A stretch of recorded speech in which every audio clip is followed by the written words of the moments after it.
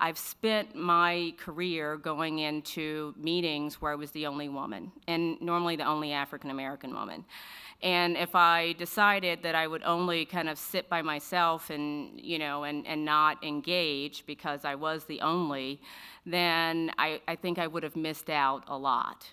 Because oftentimes we may be the only, it's because no one's thought to bring us in the room.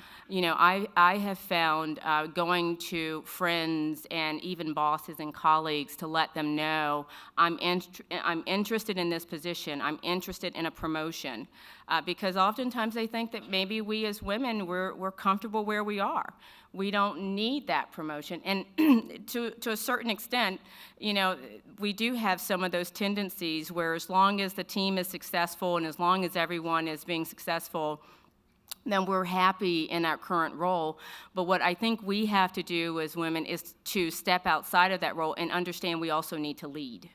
And the reason we need to lead is because we have fresh ideas and we have a new approach and we understand how to listen, and that's what agriculture needs today. And then because I've spent my life, focusing outside the U.S., what I will also encourage you to do is build bridges outside of your town, your city, your country as well, because there are so many women outside of the United States who are working in agriculture, who are providing for their families, who just really do not have access to information, resources, or even know the possibilities that are out there waiting for them.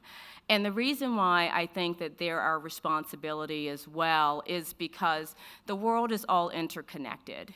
And to ensure that the people in India and the people in Russia or wherever, China, where women in those countries have some of the same access to information that we do, it will really empower you, but it also will make the world a better place. And so you may not see a role for yourself where you are currently living, but I can promise you that there are so many other people that could learn from you outside of Canada that I would also like to encourage you to look at those opportunities to engage with women outside of Canada as well.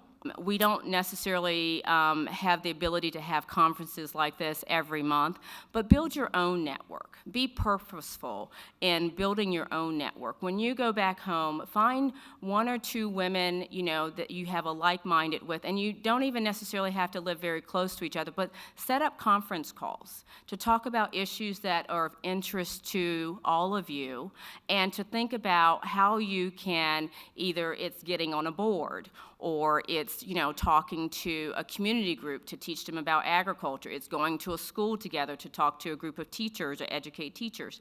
I mean, find your own inner voice, but don't sit on the sidelines anymore. Thank you for your time.